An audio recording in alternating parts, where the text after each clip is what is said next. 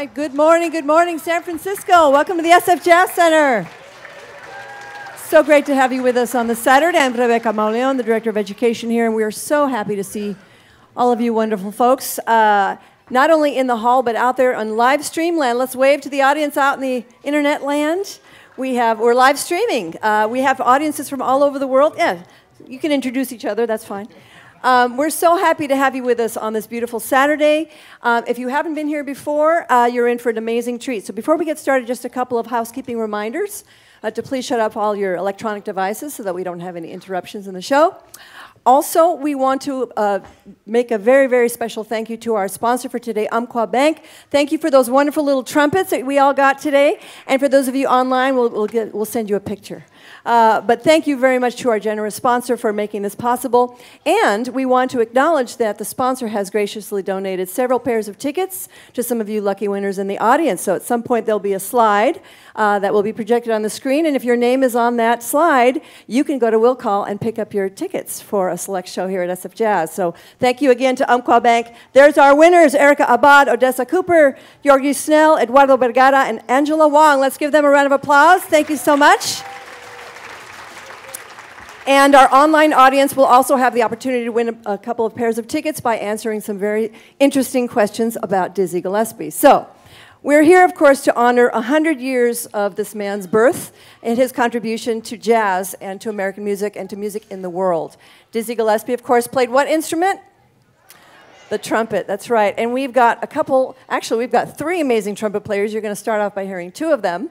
And this afternoon is really dedicated to his legacy, not only as a trumpet player, but also as a composer and arranger, and an advocate for music, not only in the United States, but around the world. So we have an amazing musician who's going to lead us on that musical journey, and we also have a very, very special host who's going to come out right after this first song. Some of you might know him as Lemony Snicket. Most of us know him as Daniel Handler, so he'll be coming out in a little bit to take us on a wonderful journey, a comedic journey. And then right before the very last song, we have a few students who I've selected who's going to come down and ask a few questions of the band. So please look out for that right toward the end of the show. But meanwhile, please help me welcome bassist, composer, arranger, band leader, an incredible educator and wonderful human being, Mr. Marcus Shelby.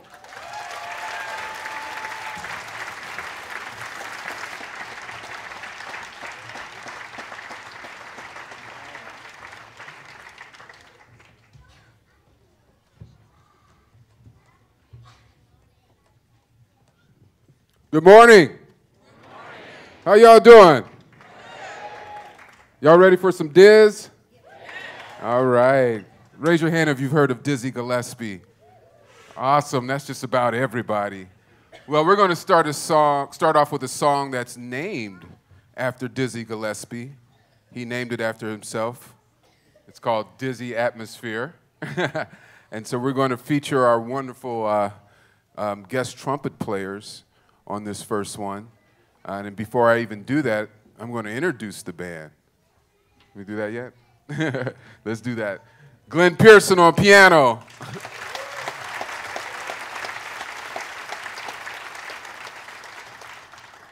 And to my right and to your left, the great Bill Ortiz on trumpet.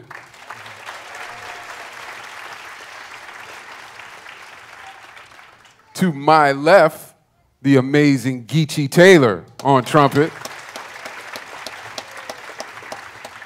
And to my far left, the incredible Jeff Mars on drums.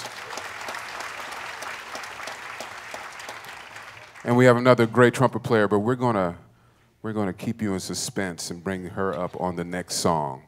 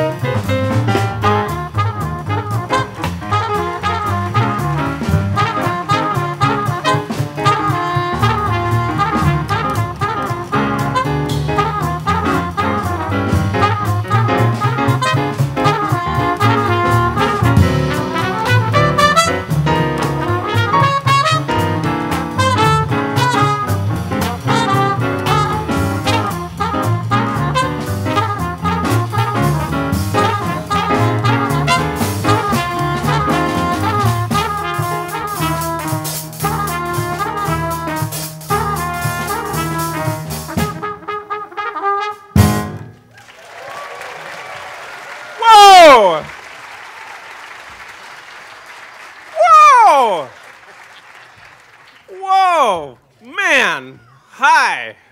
Hey. I'm all right. I'm just, hey. My name is Daniel Handler. Hello.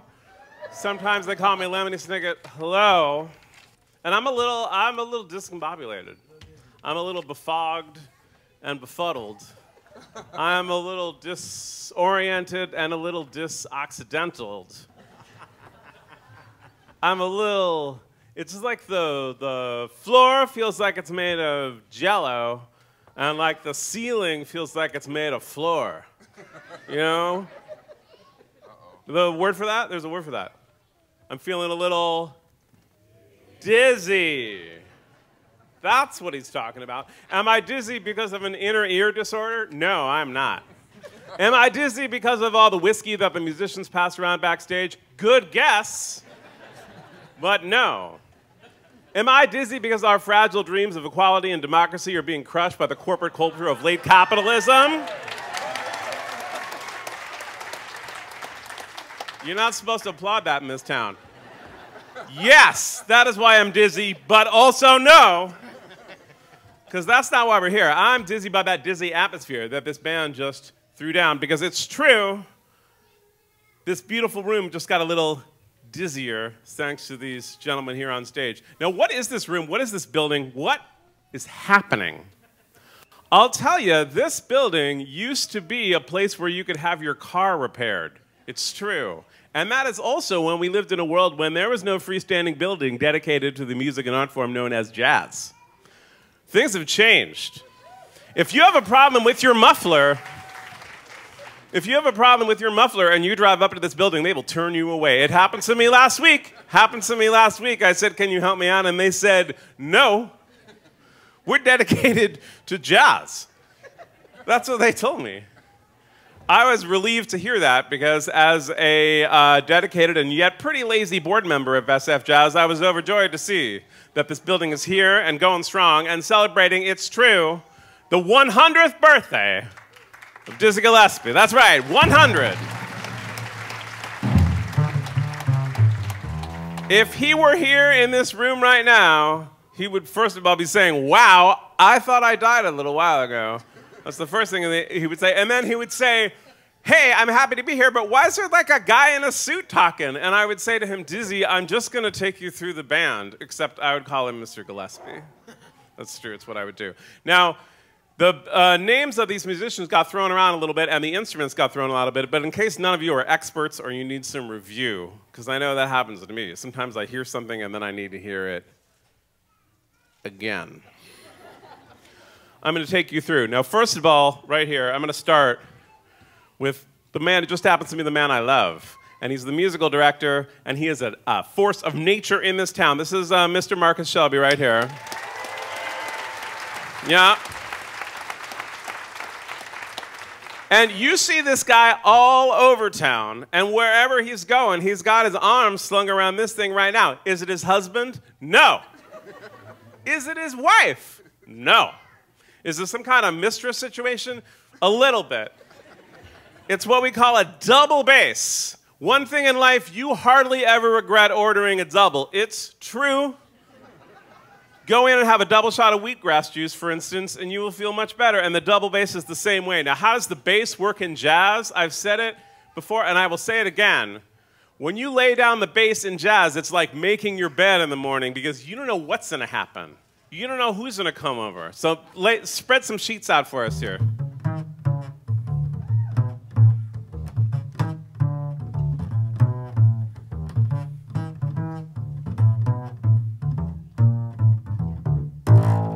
Yeah. Oh! I haven't felt parts of my body rotate that way in quite some time. Now, over here, we have Mr. Glenn Pearson on the piano. Now, normally, yeah, you can applaud, sure. Yeah. He likes it. He pretends he doesn't like it when you applaud, but he actually digs it deep down in his soul. Now, normally, SFJAZZ has the bring your own instrument policy. That's pretty strict.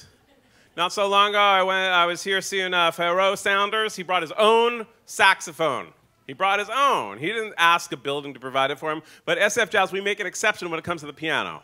So all Mr. Pearson had to do, he had to do two things. He had to bring a clean shirt. You got a clean shirt? That's right. And you have to bring your fingers. Did you bring your fingers? Let's see how they work. Show us how they work.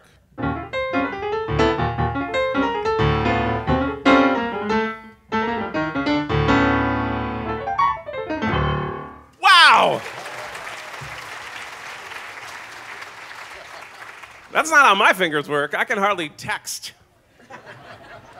Now, over here we have an instrument, and it's actually a bunch of instruments put together to make a drum set or a drum kit. Remember when your parents wouldn't buy you a drum set or a drum kit? I remember.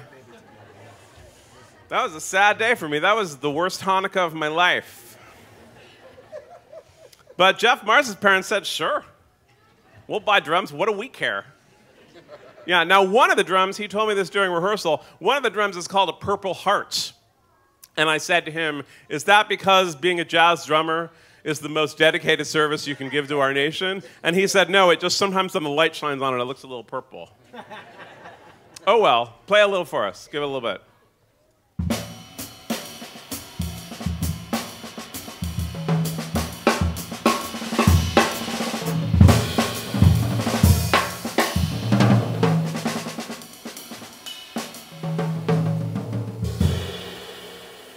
Oh, yeah.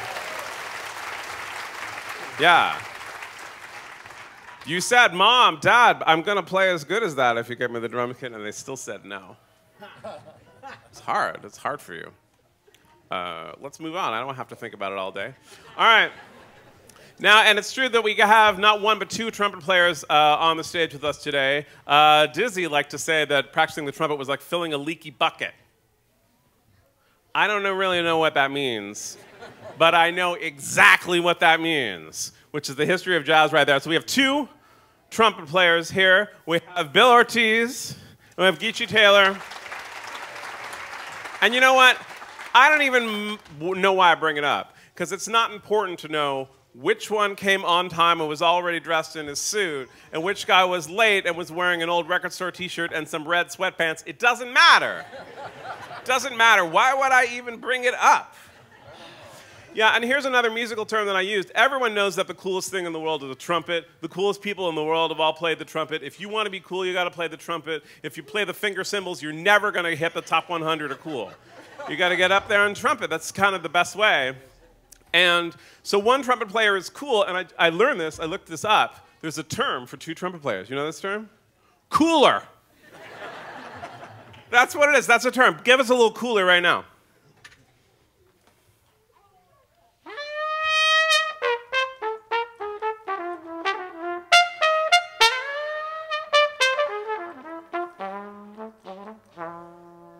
Cool.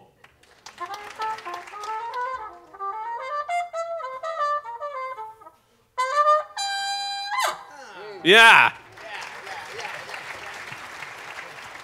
There we go, there we go. Why does the trumpet, when Bill played it, why does it sound a little bit more like your cranky aunt on Thanksgiving when they're all out of cranberry sauce? It's because of a mute or a cup. That's right. Now, that was cool, but I think we need one more. I think we need another trumpet player. And this is kind of amazing, because these gentlemen have been playing on stage collectively, it's 4,200 years total that they've been playing jazz. 4,200 years since the reign of Charlemagne, if I'm not mistaken, is when they started. But what we have here is our third trumpet player. Come on up. She's put a little shot of youth into the organization.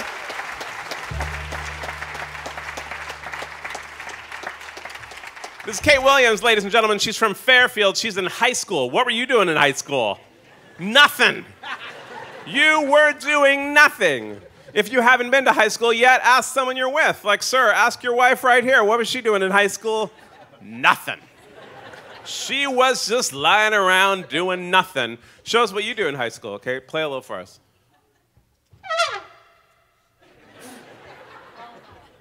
All right, that was freshman year, but you're a senior now.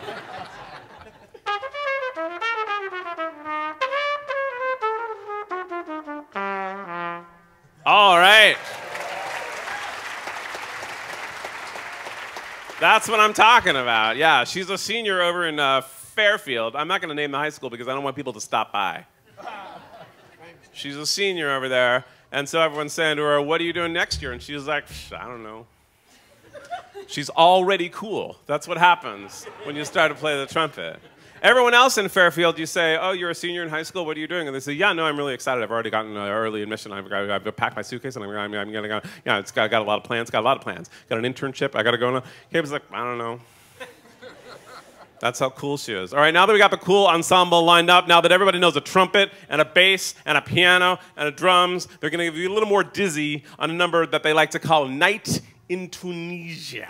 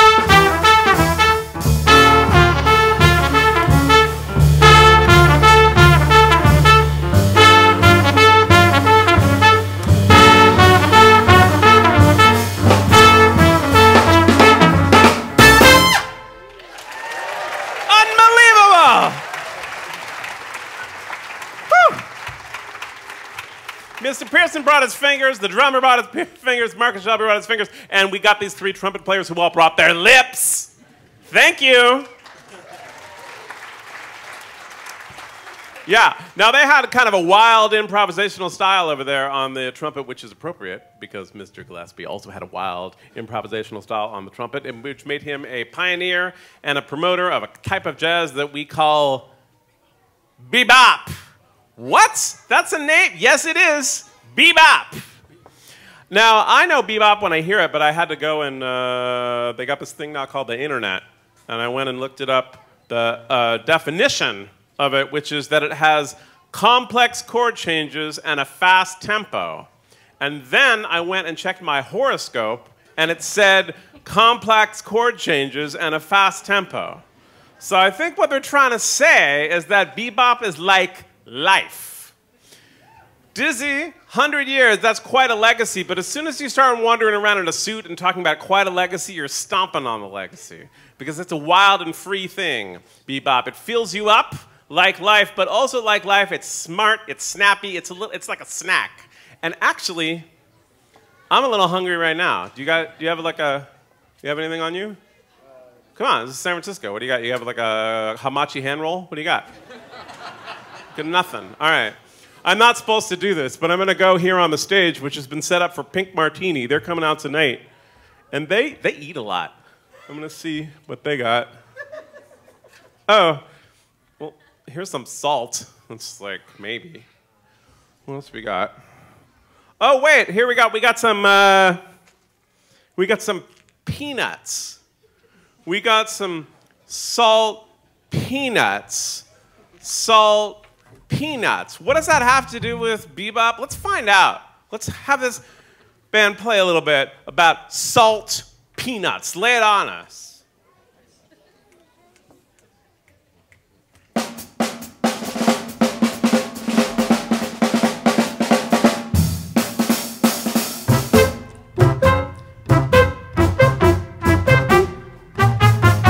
Salt peanuts, salt peanuts. Salt peanuts, salt peanuts. Salt peanuts, salt peanuts. Salt peanuts, salt peanuts. Salt peanuts, salt peanuts.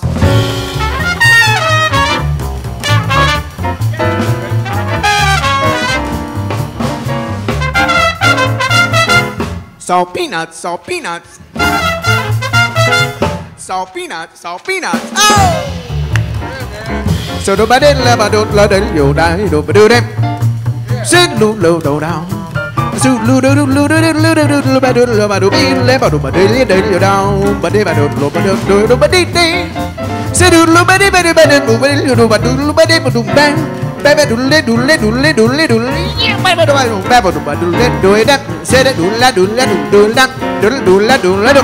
Salt peanut salt peanut salt so ba do ba de ba do ba do do de yo de ba de ba do bi le ba do ba hu le de yo do ba do ba do ba do lu ba do it down.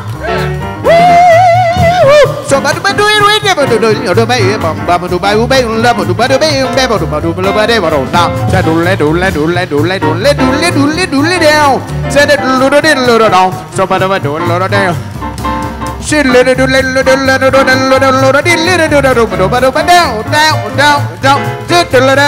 so down.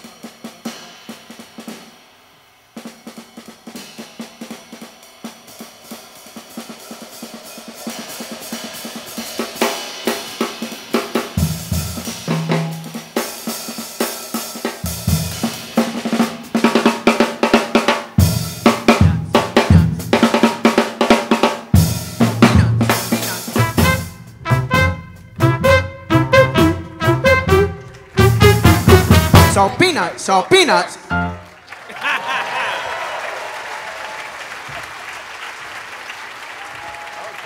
Very, very nice. Yeah, there are a few little extra grins going on from the musicians because part of what happened, there was a little space got into where we said, well, where are we going now? I thought we said we were going to go this way, and now we're going that way, and that's at the heart of the bebop experience.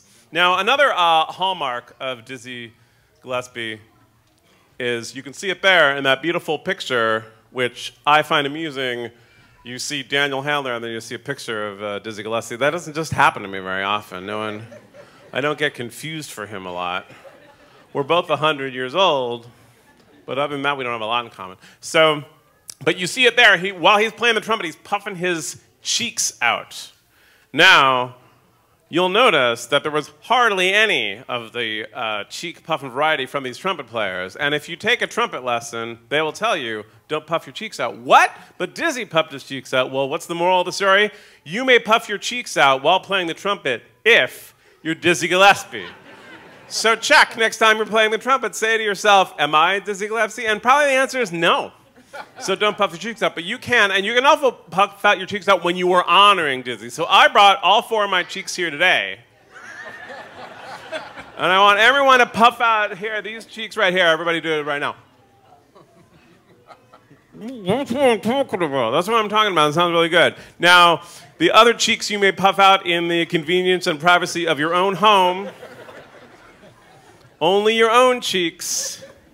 You may not puff out anyone else's cheeks until you get explicit consent.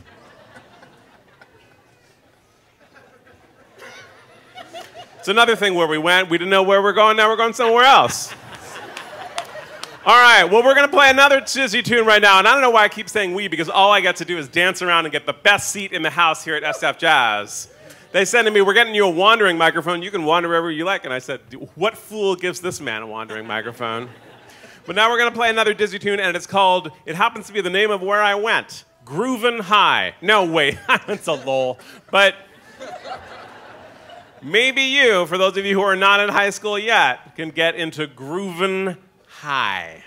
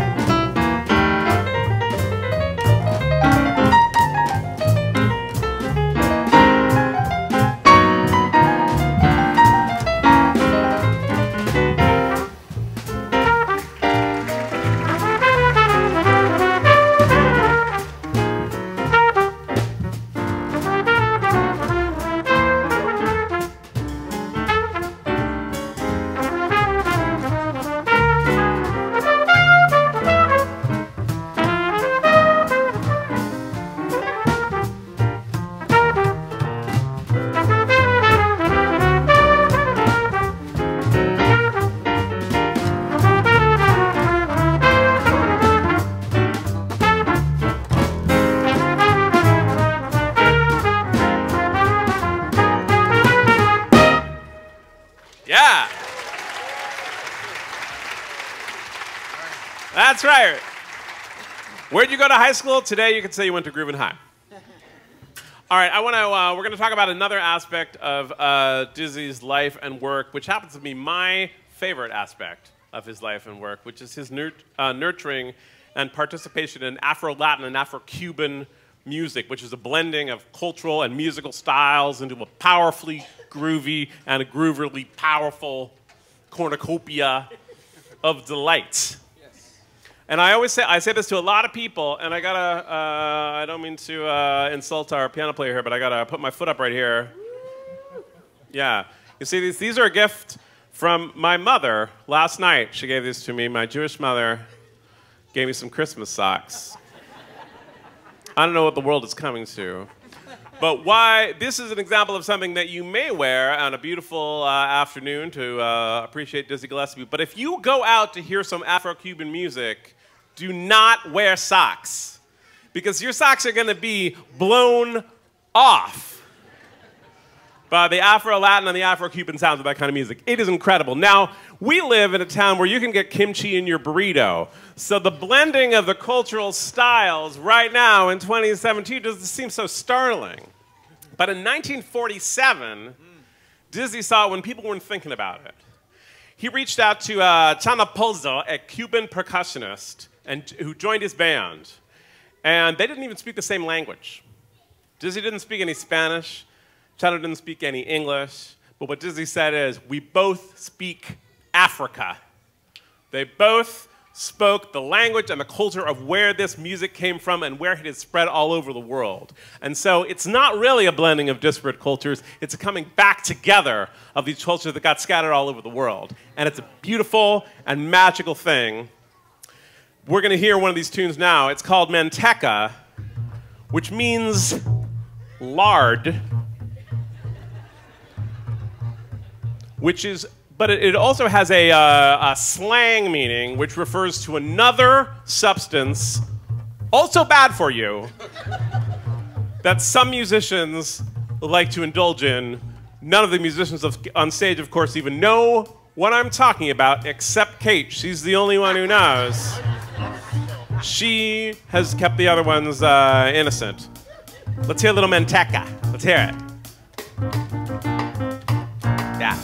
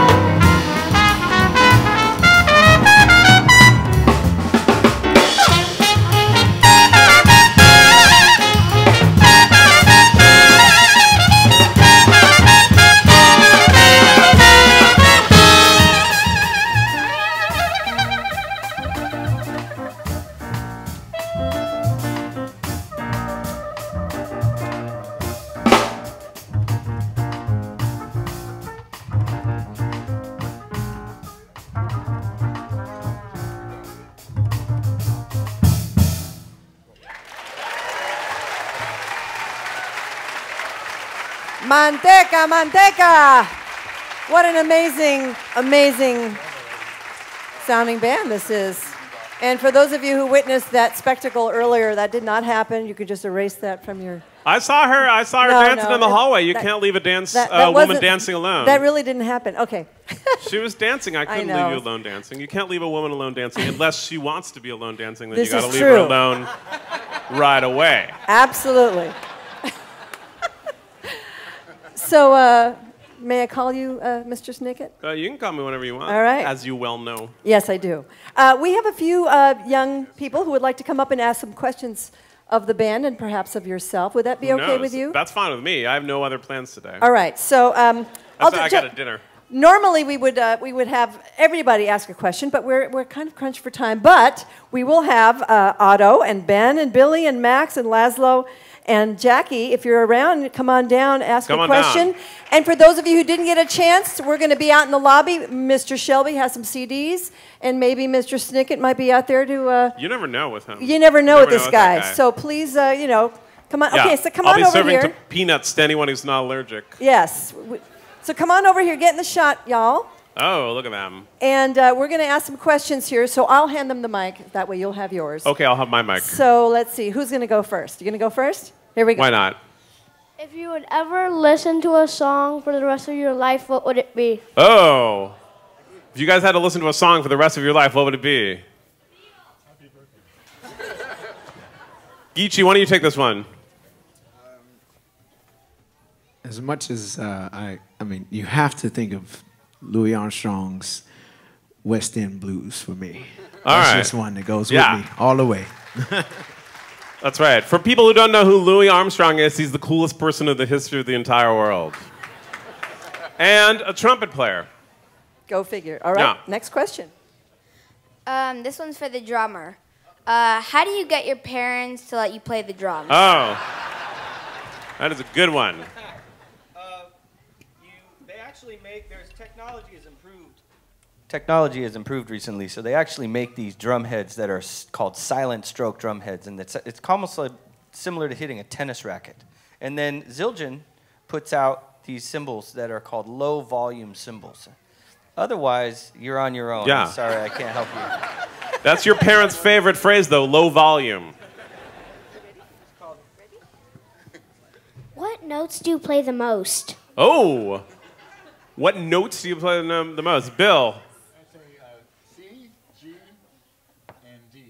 C, G, and D. Now we know. Yeah, he's not an F-sharp guy. He just isn't. Is playing the bass really similar to playing the cello? Playing the bass really similar to playing the cello? It's a lot similar. As a matter of fact, the bass kind of replaced the cello. Not replaced it, but it's an octave lower. It's lower, and it did a lot of the same things that the cello did in the classical symphony. So and a lot of cello players actually go on and play bass. Some bass players play cello because there's a lot of things that are similar in the function of how the bass works with the band and the music. And so you're absolutely right, yeah. Yeah. What's your favorite instrument? Favorite instrument? Gosh. Who's that question for? Person? What's your favorite instrument? Kazoo? No. The kazoo? You could have knocked me over with a feather. I like a little vibraphone. I'm a fan of the vibraphone. I have many vibraphone artist albums at my home, and when the night is getting late, I like to put on a little vibraphone and eat some lard. I think one of the things is a lot of times you might assume that we're playing our favorite instrument. Like, this is my favorite instrument, that must be his favorite, that must be Jeff's. But sometimes it doesn't always, you know, like I think many of us like all the instruments. We might have chosen one, but we like them for, you know, we might like the piano for what it could do. We might like them equally, particularly if you're a composer. All right. Yeah, one last question. Gentleman in pink hair. Oh, what's the most complicated piece that your early piano teacher made you play? Oh. I think that's you. Tell me about the most complicated piece your early piano teacher made you play. World Temper Clavier, Book 2, F minor Prelude and Fugue. Wow. He knew that right away. Do you need to talk about that more? Are you okay? He seems like he's okay. Oh my God, he's in the middle of an anxiety dream. Play it, yeah. Look, your ex-girlfriends are here. They want to hear how well you can play right now. That was horrible. What started as an innocent and friendly Q&A has devolved into an evil mob. Let that be a lesson to us, yeah. People are kind of bent out of shape, which reminds me. That does remind you. Because I know someone was asking before about the shape of the beautiful cardboard reproductions that were given to you by our lovely corporate sponsors. Why is it that the Dizzy Gillespie's horn is bent out of shape, as you can see? It's not shaped like the trumpets you see here, it's bent here. And there are a lot of stories about it, and they're jazz stories, so who knows? No one knows. But one of the stories is that Dizzy was playing such high notes at a show that it began to irritate a member of the audience who was in organized crime. This is something that not a lot of people know. In every jazz audience, at least one person is involved in organized crime. I can spot them right away.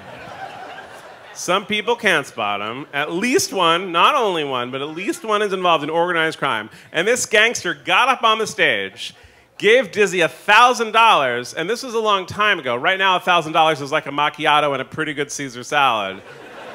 Not a great one, a pretty good one. But back then, that was a lot of money, and bent his horn out of shape. Dizzy took it back and kept playing the high notes. Is it true? I don't know, but I've been thinking about the story for a few weeks, and I've decided it has a moral to it. You know what the moral of that story is? What? That's the moral of the story. All right, we got time for one more. We're gonna play one more, but before we play one more, I wanna say something a little bit about this Dizzy century that we're in, and SFJAZZ and the year of 2017, because I don't know if you guys have picked up a newspaper during this year, or turned on the TV, or looked out from under the bed where you were hiding. But this year was kind of a doozy. And as we head into the next year, I would like a kind of a dizzy. I want less doozy and more dizzy. Because you know where I went this year to make myself feel better whenever I was trapped in our doozy of a year? I went here to SFJAZZ. In January, I saw Kamasi Washington here. He told me everything was going to be all right. I went and saw Pharaoh Sanders here. He took me back. He said, we've been through a lot. The history of the world is very long. You want to listen? Just a couple of days ago, I was in the Little Room, which is beautiful. People walking by in that little room, I heard the Matthew Shipp Trio. They said they were looking toward the future. They were flying like a flock of birds. They were coming apart, and they were coming together, and they say, where were we? And the whole thing brought me such comfort. And I thought to myself, all these people were telling me, and the history of jazz is telling us, that we will not be defeated. We will bebop. We will not be depressed.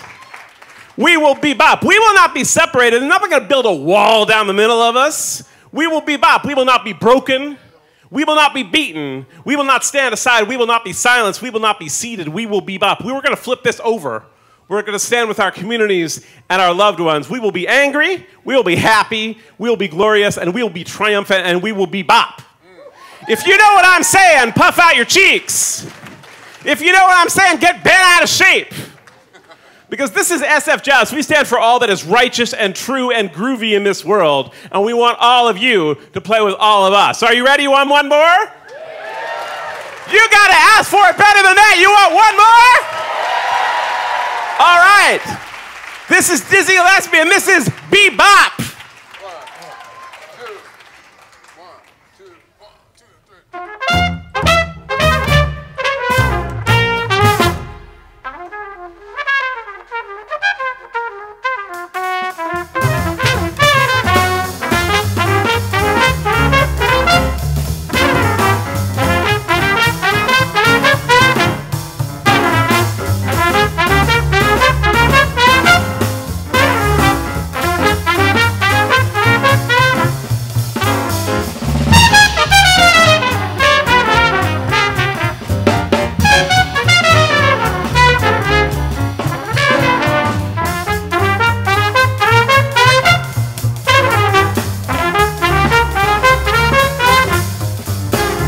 Ba-do-ba-do-da-do-lee-lee, sit-bo-lay-do-day. So-lo-day-lo-day-lo-do-day, bo-be-ba-do-lay. Ba-do-lo-day-lo-day, ba-do-ba-do-be-le-bo-day. Sit-lay-lay-lay-lay-lay-lay-lay down. Sit back, bo-be-ba-de-ba-ye, ba-do-ba-de-le-lo-do-ba-do-ba-do-dee-le-down. So ba-ba-de-le-da-de-ba-ye, ba-do-ba-do-ba-do-be-la-ba-do-ba-dee-de-down. Ba-do-be, ba-do-be, ba-do-be, lo-be, lo-be, lo-de-le. So down.